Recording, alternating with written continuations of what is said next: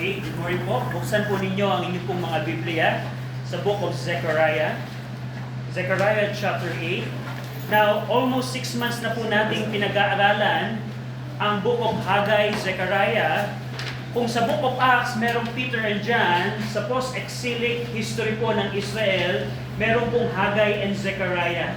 Sila po ang dalawang propeta, not only writing prophet, they are oral prophet ng Panginoon, upang i-encourage ang mga returned exiles na buuin ang Second Temple.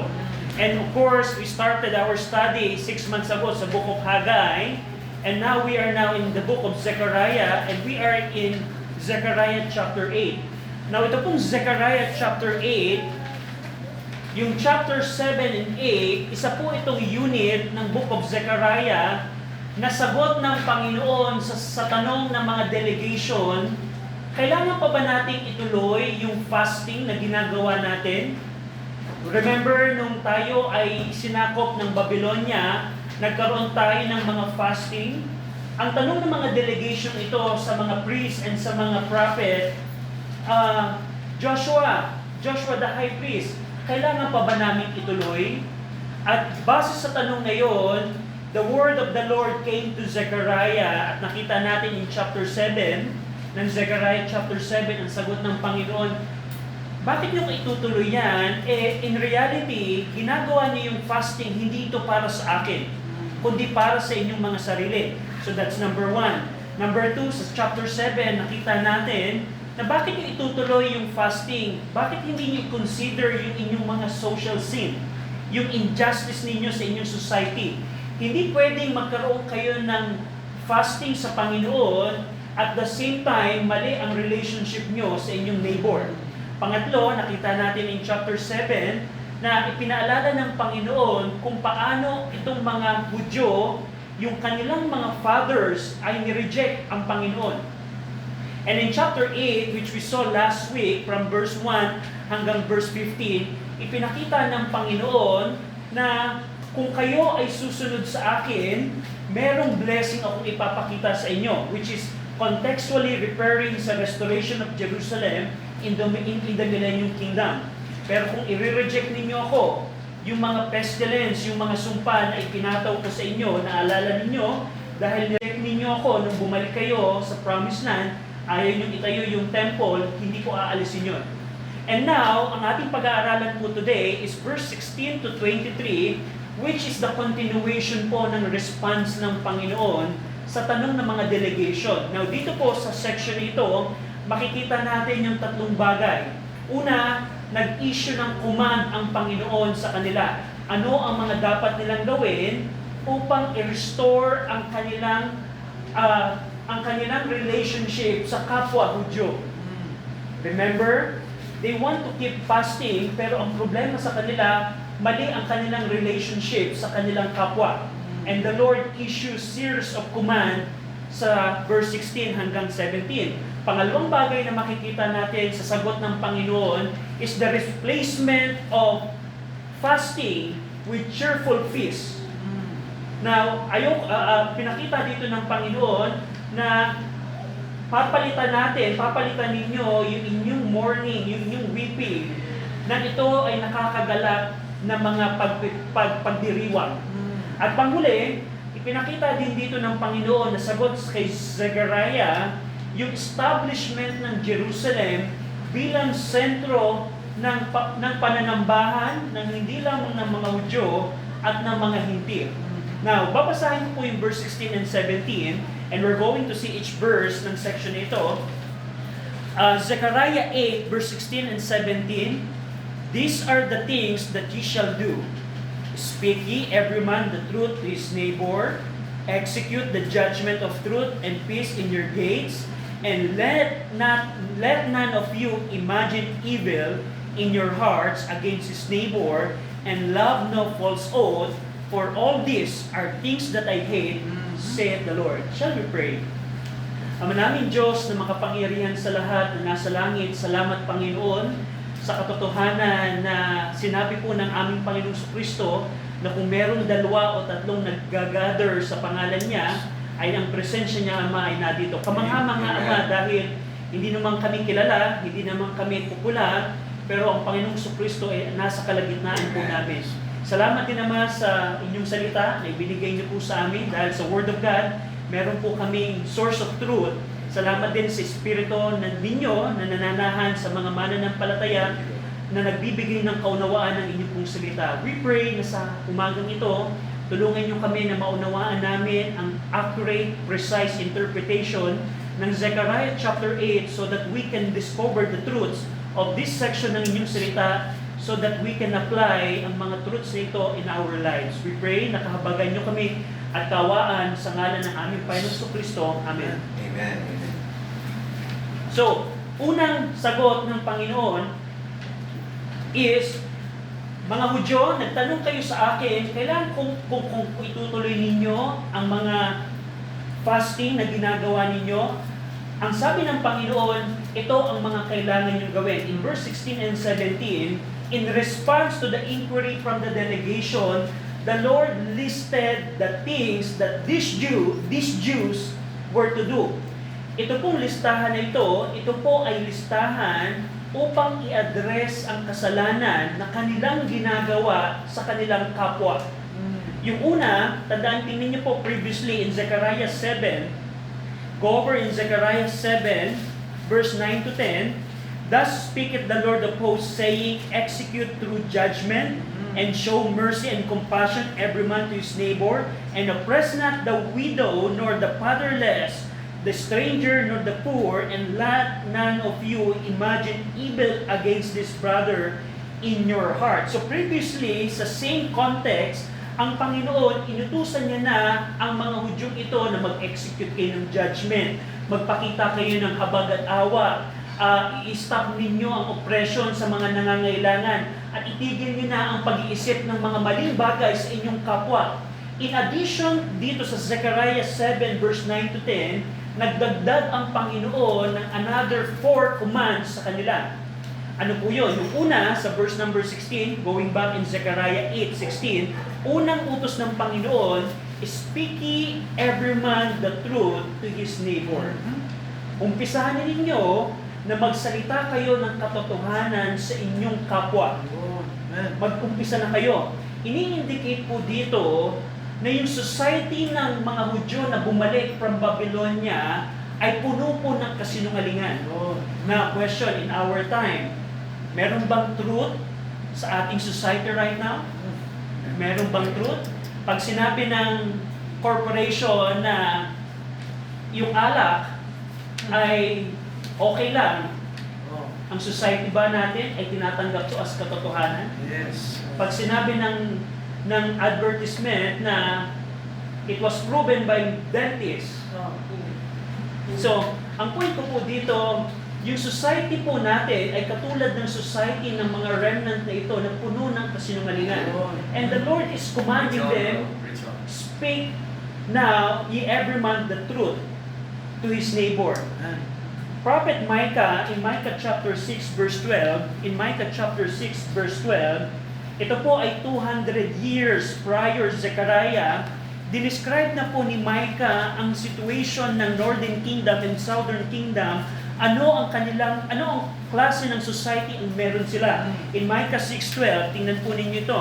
In Micah 6:12, for the rich men thereof are full of violence, and the inhabitants thereof have spoken lies, and their tongue is deceitful in their mouth. And 200 years after naranasan nila ang Babylonian captivity, hindi po nagbago ang society ng mga Hudyo. Just like 200 years ago, yung mga remnant Jews na bumalik from Babylonian captivity, they returned their sin. Now, bilang application, hindi ibig sabihin ikaw ay naligtas na, automatic yung mga wrongdoings mo ay mawawala na. You need to work on that. You need to submit sa Holy Spirit so that you can be changed as you obey the Lord. At ang problema sa mga Hudyong ito, una is yung kasinungalingan ay nanatili sa kanila. It indicates that the society of the returned exile never changed even after the 70 years of captivity. As they were being prepared, tandaan niyo po, ang context po ng 7 and 8, piniprepare po ng mga Hudyo, ng Panginoon ang mga Hudyo for the restoration of temple worship. Halfway na sila sa construction ng second temple. They're about to restore the temple worship, and the Lord wants them na matanggalin ang kasinungalingan sa kanilang bayan. So yun yung unang command ng Panginoon.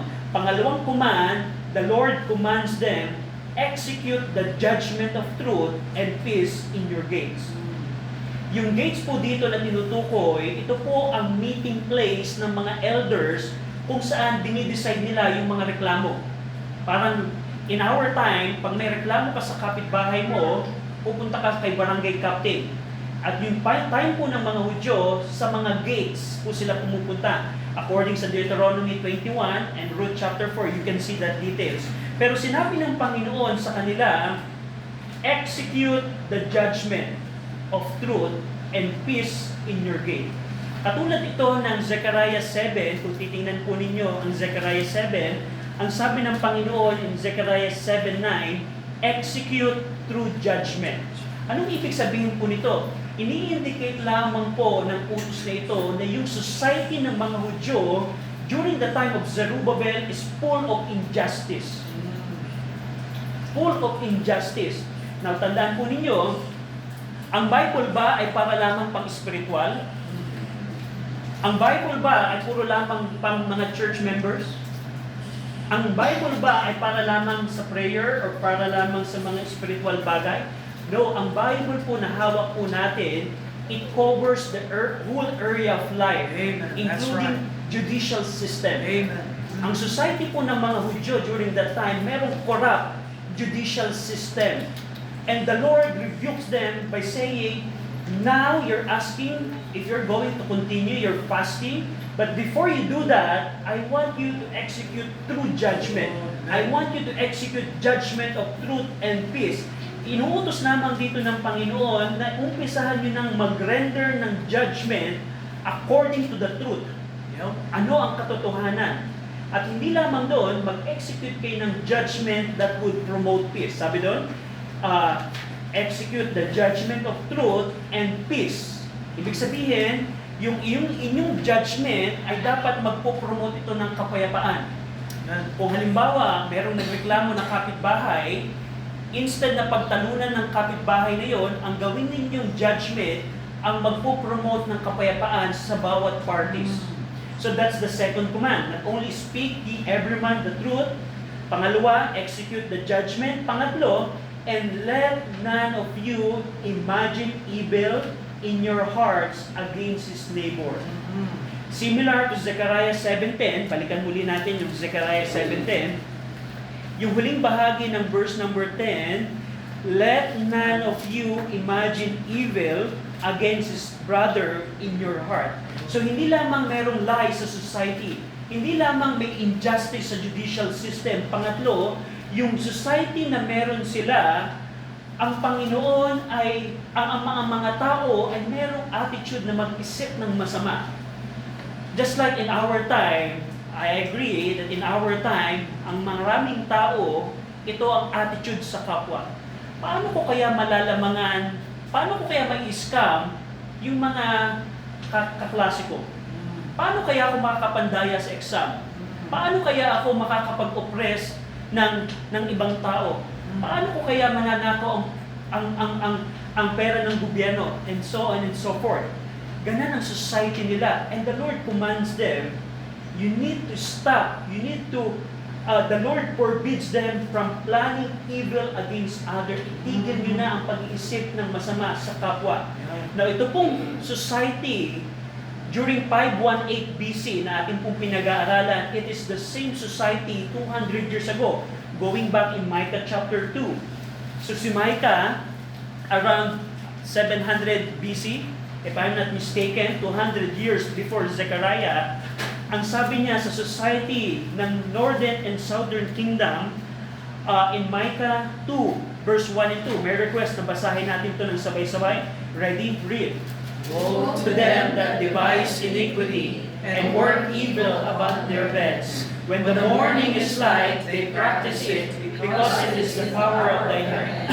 And they covet fields, and take them by violence, and houses, and take them away. So they oppressed a man and his house, even a man and his heritage.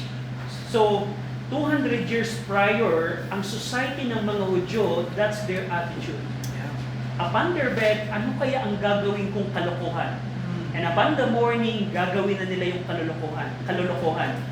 And because of that, the Lord judged them by the hands of Babylonia. Now, let's put it in the context. Naranasan nila yung judgment ng Panginoon because of their sin, and they're asking, are we going to continue it, Lord? Are we going to continue commemorating the tragedies that we experienced, not realizing why they experienced those tragedies? It is because of the sin in their society. Yung inyong mga tatay ay ganito ang pamamalakad, evil planning ang ginagawa nila. That's why I send the Babylonian army to you. And ngayon, nagtatanong kayo, you're asking me if we're going to continue. But in truth, you don't remember why I judge you. That's why I'm commanding you, don't follow your fathers. Don't follow your fathers. Instead, huwag na kayong mag-imagine ng mga masasamang bagay sa inyong kapwa.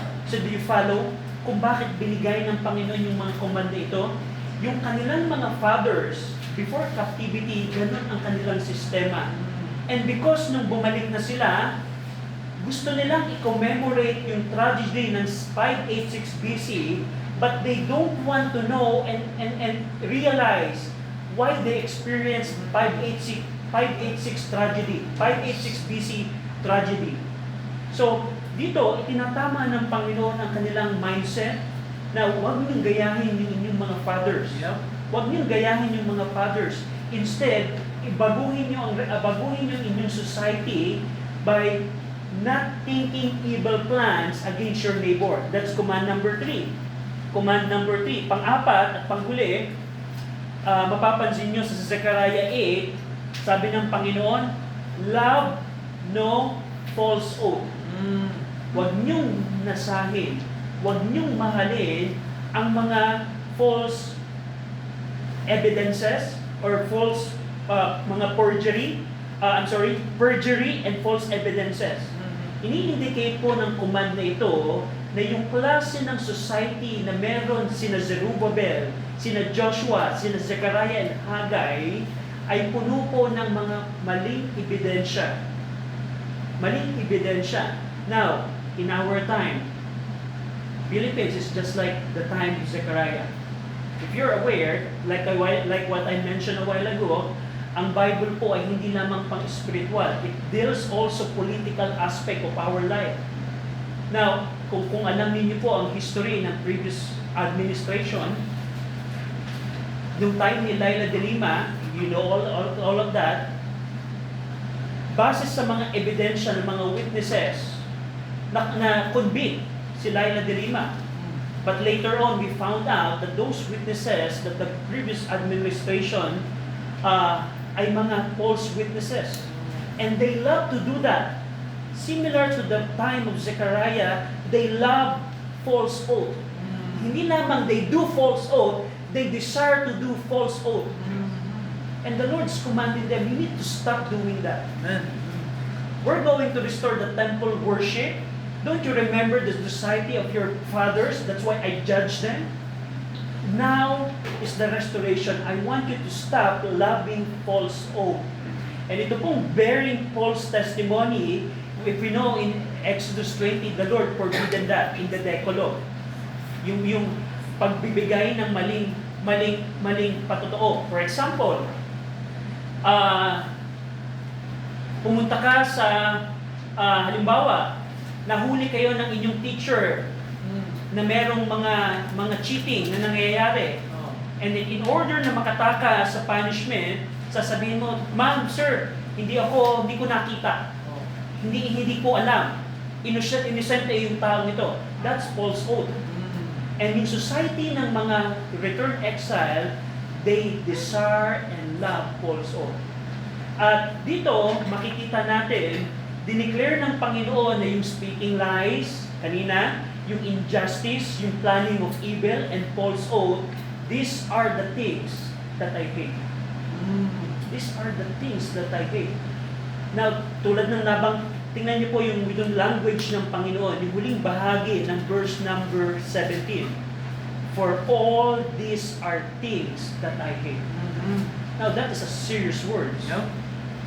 If the Lord said, I hate false oath, I hate injustice, I hate speaking lies, hindi po ito maliit na bagay para sa Panginoon.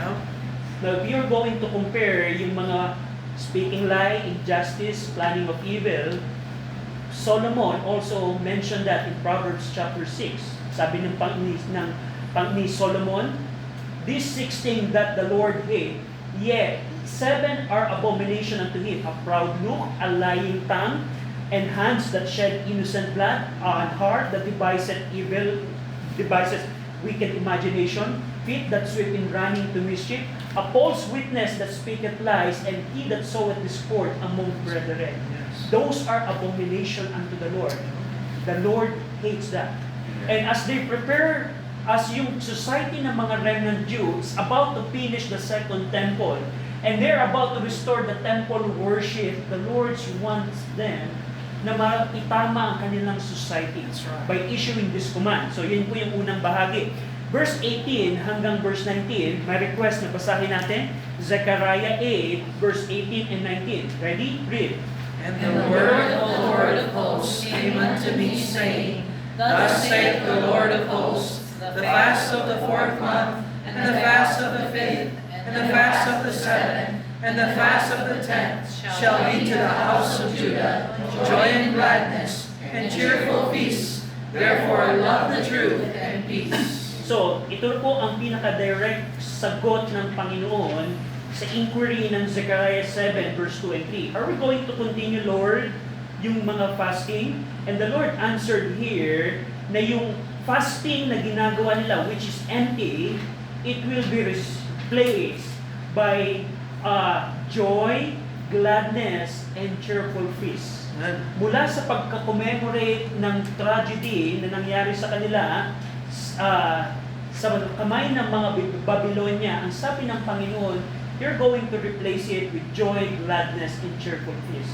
Dito, nakita natin muli yung fasting na ginagawa ng mga Hudyo during the 4th month, during the 5th month, during the 7th month, and during the 10th month. If you're going to compare yung mga months na yan, it matches doon sa 2 Kings 25, kung saan yung buwan na pinalibutan ni Nebuchadnezzar yung Jerusalem, yung buwan kung saan nagkaroon sila ng famine, yung buwan na nasunog yung Solomon Temple and yung buong syudad, at yung buwan na napatay yung appointed governor.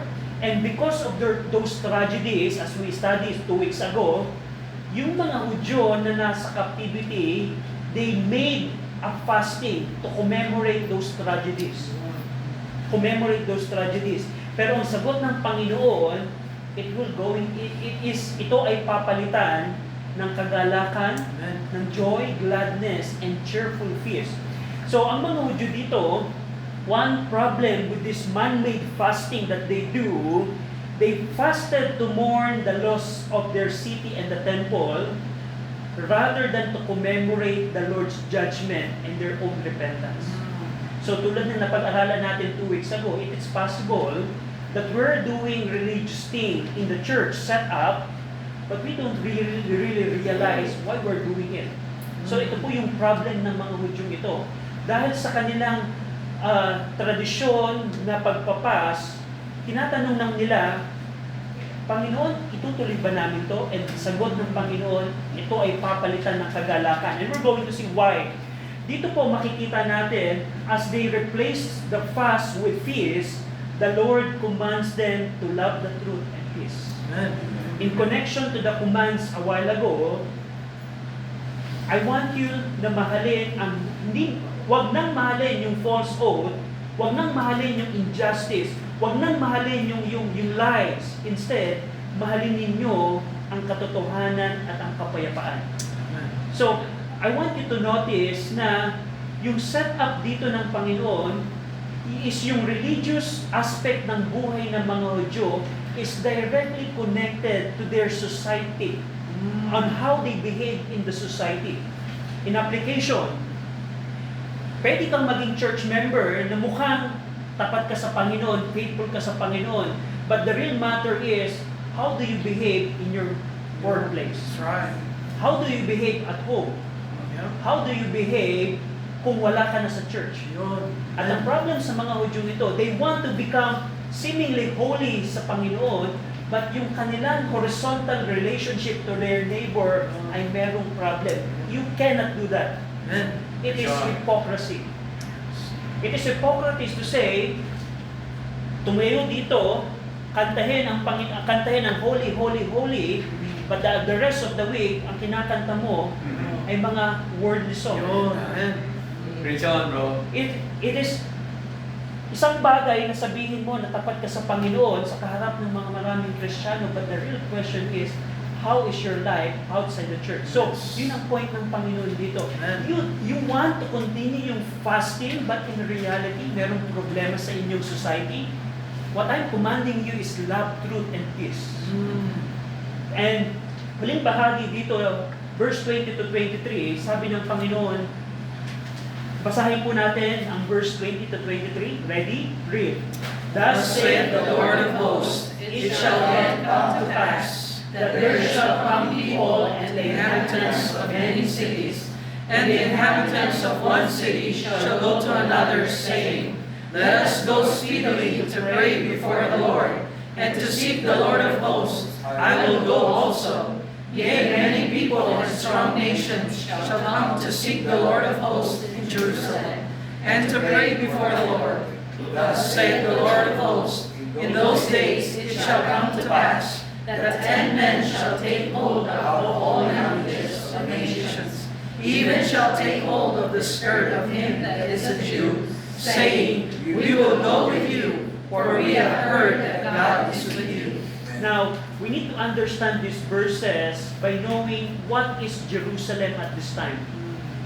Now, ito pong pangako na ito na binasa natin, we're going to explain later on, the Lord promised them that Jerusalem will be the center of worship, not only of the Jews, but also all nation and Gentiles. Now, ang tanong, Panginoon, look at Jerusalem right now. Ang Jerusalem po ng mga panahon ito is in complete ruin. Parang nakita niyo po ba ang Gaza right now na nakaranas ng destruction ng mga bomba? Parang looking at a distracted city, and the Lord said, Jerusalem, Lord, Jerusalem will become the center of worship. So, para sa mga Hudyo, it's seemingly hard to believe, Lord, paano mangyayari na ang Jerusalem ay magiging center of worship? Remember, during the time of Nehemiah, during 445 BC, which is 100 years or around less than 100 years pagkatapos ito, nung nabalitaan ni Nehemiah, ano ang kalalagayan ng Jerusalem? Natuwa ba si Nehemiah? Nung nalaman ni Nehemiah na ang wall ay wasak, yung syudad ay wasak, at hanggang panahon na yon, fast forward nung time ni Nehemiah ay sira pa rin ang Jerusalem. So ang pinaka-point dito ng Panginoon, paano mangyayari, Panginoon, na yung aming fasting will be replaced by cheerful feasts? The Lord answered them, there will come a time that Jerusalem will become a place of worship. At ito pong message na ito, it is an encouragement to them to complete the construction of the second temple. Tandaan nyo, tulad ng ating pag-aaral in previous Sundays, halfway na silang matapos. 50% na silang patapos na sila sa temple. And the Lord is pushing them, we need to finish the construction of the temple because of the things that I planned for Jerusalem. Now, tingnan natin ano mga binanggit ng Panginoon dito. Nakita natin sa verse number 20, sabi ng Panginoon that there shall come people and the inhabitants of many cities. Ito po ay nagpapatungkol ng setup during the Millennium Kingdom. Na darating yung time na sasabihin ng mga tao, let us go speedily to pray before the Lord. Now, hindi po yan in our time. Ang mga tao ba magsasabi, tara, punta tayo para sambahin ng Panginoon. I mean, general population ng, let's say, dito sa Taguig, dito sa Tuktukan, meron bang announcement? Ang mga may during the campaign, alam natin, may nag-iikot ng mga kandidato. Meron ba kayong nakita na umiikot na multicab or jeep na nagpo-proclaim, let us go speedily to pray before the Lord? Pero during the millennium, Amen. it will be the setup. That's right. I'm glad to know that. Amen. During the millennium, ang mga tao po, they will come to Jerusalem to worship the Lord. Amen. In our time, we don't have it right now. We don't have it right now. But if you just know the future, na knowing na kahit meron injustice sa ating panahon, kahit yung ating mga kapitbahay ayaw sumunod sa Panginoon, ayaw ng mga kaklase ko na maniwala sa salita ng Panginoon, the thing here is, at the end, ang Panginoon pa rin ang mangingibabaw. At ang kalooban ng Panginoon, katulad ng kalooban na nangyayari sa kalangitan, Yes. ay mangyayari dito po sa lupa. Amen. That's a glad thing for you, believer. Na pinakita din dito ng Panginoon na may mga tao magsasabi, let us go speedily to pray before the Lord and seek the Lord of hosts. Magmadali tayo. Pumunta tayo sa Jerusalem upang manalangin tayo sa Panginoon at saliksikin natin ang Panginoon. What a glad testimony. And other will say, I will go also. Nung napakinggan ng ibang tao na mayroong gustong pumunta sa Panginoon, yung iba magsasabi, I will go also. I will go also. Many people and strong nations shall come to seek the Lord of hosts in Jerusalem and pray before the Lord. During this time, sabi din ng verse number 23, Verse 23, thus saith the Lord of hosts, in those days, preparing sa millennium kingdom, it shall come to pass that 10 men shall take hold out of all languages of the nation, even shall take hold of the skirt of him that is a Jew, saying, we will go with you, for we have heard that God is with you. What a blessing! Yeah. Darating po yung time na marirestore ang Jerusalem po at ang Israel ang magiging liwanag po ng sanlibutan ito. Amen. Hindi po ni-replace, by the way, hindi po ni-replace ng simbahan ang Israel. That's If right. you're going to consult Apostle Paul, sinabi niya sa Romans 9 to 11, ang Israel po right now ay naka-reserve. Yeah. Okay. Pero darating po yung time, that's what we're studying right now, ang Jerusalem po ay magiging liwanag pa rin ng mundo. Amen. To the point na magsasabi ng mga ibang nasyon, we will go with you because we heard that God is with you. Pupunta kami kasama mo dahil napakinggan namin na ang Diyos na makapangyarihan sa lahat ay nasa inyo. Amen. What a blessing dito. Pinapakita po dito yung act of grasping the garment suggests intensity of their desire and eagerness to embrace Israel faith in the one true God. What a blessing. Now, ito po yung sagot ng Panginoon sa kanilang tanong, are we going to continue this fasting? Sabi ng Panginoon, no. It will be replaced by joy, gladness, and cheerful peace. Bakit, Panginoon? Ang syudad namin ay wasak. Look at what will happen in the future, in the millennium kingdom. Kung saan ang Jerusalem ay magiging sentro ng pananambahan. At ito ang magtutulak sa kanila na mahalin ang katotohanan at ang kapayapaan. Ito yung magtutulak sa kanila na magkaroon ng sincere worship in the temple. At ito ang mensahe ng Panginoon sa kanila. Ito pong chapter 7 and 8, we need to take it as a one full chunk of passage ng Scripture na nagpapakita sa mga Hudyong ito, they need to finish the construction of the temple. They need to have a sincere worship sa temple. Bakit? Dahil hindi lamang sa pagtingin sa kanilang kaparusahan previously, kundi sa pagtingin sa restoration ng Jerusalem in the millennium. And anong tanong siguro, Brother RJ, tulad ng naalam natin, ang Book of Zechariah, hindi po tayo ang original reader or audience ng Book of Zechariah, but we know this is written for our ensample. That's right. We can get the truths para po dito. Now, anong application na pwede nating madraw from the truths ng Zechariah 7 and 8? Now, nung time po na ito, yung mga Hudyo na nagtatrabaho po sa templo, para sa kanila, parang insignificant ang kanilang ginagawa. Lord, you're commanding us to rebuild the temple, But the whole city is broken. The whole city is broken. It seems that what we're doing in constructing the temple is not really important, Lord. Naranasan niyo na ba na maglingkod sa Panginoon in our time na parang, Panginoon, it seems insignificant. Yan, si Brother William, pag nagpipreach siya, no one appreciate that. Brother William, sa 100 na-meet mo, ilan na nagsabi, I appreciate what you're doing? Wala, halos wala, almost parang 99.9. And para sa mga Hudyong ito, that's their attitude. Lord, we're rebuilding the temple, but look at our city, it's broken. It's destroyed. Pero nireveal ng Panginoon sa kanila yung plano ng Panginoon sa Jerusalem in the future. And that would motivate them to do the will of God. In application po, bilang mga mananampalataya, you know the end times event That's right. na inihanda ng Panginoon para sa iyo at para sa akin, it would motivate you. That's right. Amen. Amen. If you know, na ang sabi ng Panginoon, yung mga effort na ginawa mo, ay hindi niya kalilimutan. Amen.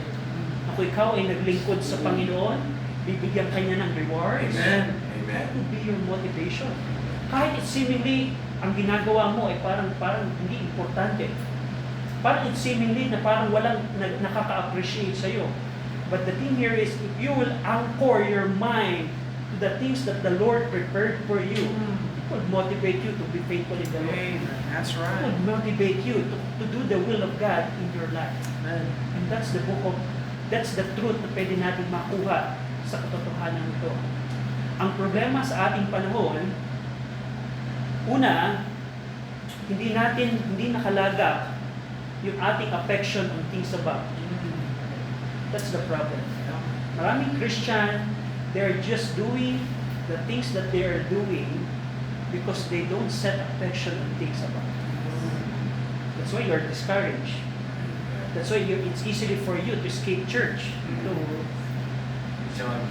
That's so easy to you not to preach the gospel to other people because you don't set your affection on things above. Yes. But if you will anchor your mind on the things that the Lord prepared for His children, you will realize it will be worth it. Yes. Pagka sinabi na ng Panginoon, it is well done, the good. Wow. Faithful Amen. servant. Amen. At yun po ang message ng Panginoon sa mga Hudyong ito. I want you to rebuild the temple because I have things prepared for you. Just like in our time, the Lord wants us to be faithful to Him because the Lord prepared a lot of things for us. It is an encouragement for them, and I hope it will be encouragement for you and me. Shall we pray? Ama namin Diyos, salamat Panginoon sa Zechariah chapter 7 and 8 na nakita namin kung paano niyo po dinisar sa mga Hudyong ito na mabago ang kanilang pananambahan, na hindi na magkaroon sila ng sincere worship as they restore the temple worship. And salamat din naman sa pangako po ninyo na ang aming mga bagay na ginagawa in our time, in our dispensation, ay hindi niyo po kalilimutan. At ito po, Panginoon, ay may blessing, especially in the judgment seat of Christ. We pray na kung paano na-encourage ang mga remnant Jews to rebuild the second temple, we pray that you help every one of us, each one of us, to do the will of God in our time. Sa ngalan ng aming Panginoon Kristo, Amen. Amen. Amen.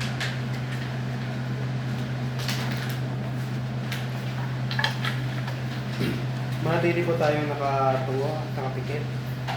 Dumako po tayo sa ating invitation. Narinig natin na after magbalik ng mga Hudyo sa Israel, kasama nila at dala nila yung kasalanan na hindi nila tinalikuran.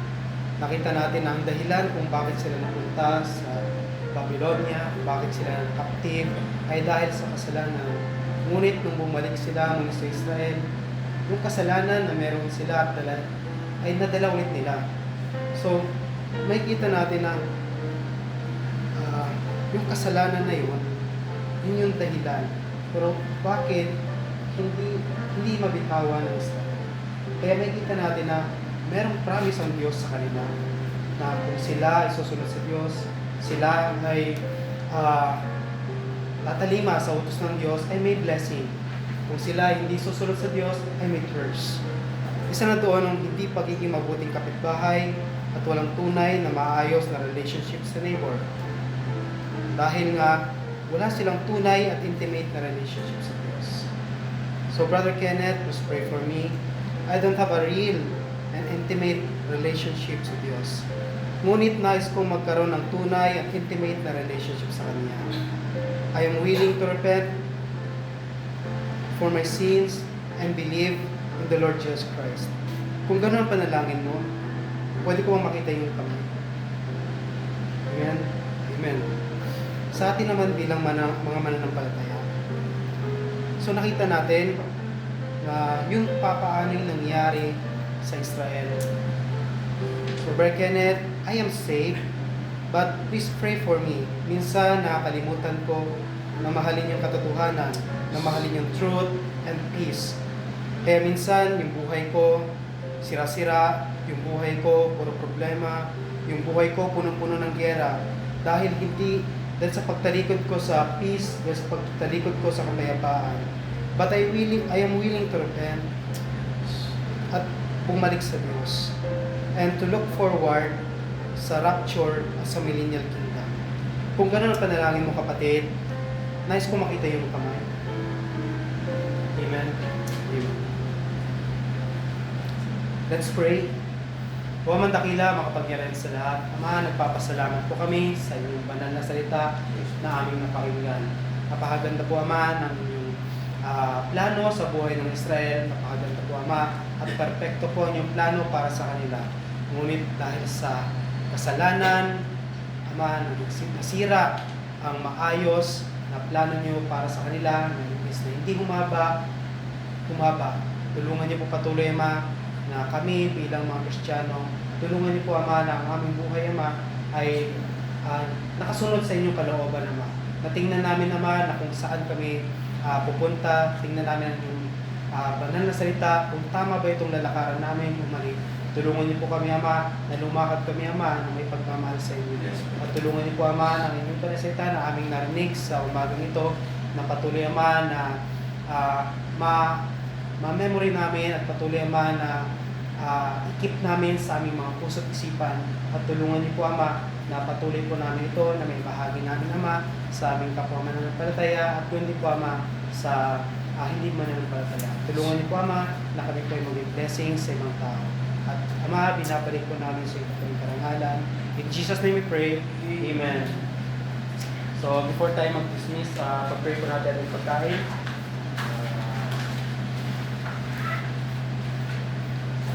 Let's pray. Dakilang Diyos, salamat Lord sa Word of God na narinig po namin. Yes, Lord. Salamat Lord sa kabutihan niyo po sa amin. Tulungan niyo po kami na ma-remember yung mga words na yan at isabuhay. Tapos Lord, i-bless po ninyo yung time namin sa fellowship, sa lunch Lord. Salamat sa kamay na nagpapagal Lord para mag-provide ng meal. At bawat isa na kasama namin Lord, galing po sa inyo lahat yan. At kami po nagpapasalamat sa inyo. In Jesus' name, Amen. Amen. Blessed Sunday po muli sa ating lahat.